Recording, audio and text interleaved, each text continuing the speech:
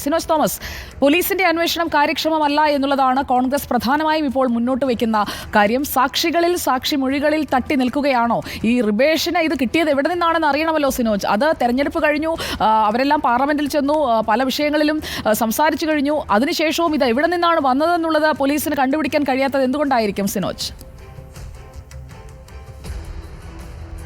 സുജയ പാർവതി, അതായത് ഈ സംഭവം നടന്നിട്ട് 4 മാസം തികയാൻ വേണ്ടി പോവുകയാണ്. ഏപ്രിൽ 25-നാണ്, അതായത് തെരഞ്ഞെടുപ്പിന്റെ തലേന്നാണ് ഈ സംഭവം നടക്കുന്നത്. പോലീസ് അന്വേഷണം വൈകിയതുകൊണ്ടാണ് ഈ ആരോപണ വിധേയനായ കാസിം തന്നെ ഹൈക്കോടതിയെ സമീപിക്കുന്നത്. കോടതി ഓരോ ഘട്ടത്തിലും ഇടപെടുന്ന സമയത്ത് മാത്രമാണ് പോലീസ് അന്വേഷണം മുന്നോട്ട് നീങ്ങുകയും ഏറ്റവും ഒടുവിൽ ഇക്കഴിഞ്ഞ 12-നാണ് വടകര SHO ഈ അന്വേഷണ റിപ്പോർട്ട് കോടതിയിൽ നൽകുകയും ചെയ്യുന്നത്. അങ്ങനെയാണ് ഇക്കാര്യങ്ങളൊക്കെ തന്നെ പുറത്തേക്ക് വരുന്നത്.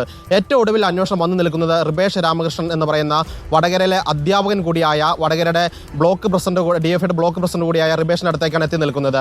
ബാക്കിയല്ല പോരാൾ ഷാജി ആയിക്കോട്ടെ, അമ്പാടിമുക്ക് സഖാക്കളാക്കിയോട്ടെ, അവരുടെ അഡ്മിന്മാരോട് ചോദിച്ച സമയത്തൊക്കെ തന്നെ ഇത് ഓരോ വാട്സപ്പ് ഗ്രൂപ്പിൽ നിന്ന് കിട്ടിയെന്ന് പറയുന്നത്. റെഡ് ബറ്റാലിയൻ, റെഡ് അങ്ങനെ ഓരോ റെഡ് എൻകൗണ്ടർ തുടങ്ങിയ അക്കൗണ്ടുകൾ പേരുകൾ പറയുന്നു.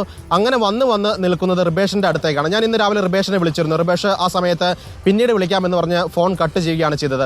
പോലീസ് ചോദ്യം ചെയ്ത സമയത്തും ഈ കേസിന്റെ 22ാമത്തെ സാക്ഷിയായിട്ടാണ് റിബേഷിനെ പോലീസ് FIRൽ ചേർത്തിരിക്കുന്നത്.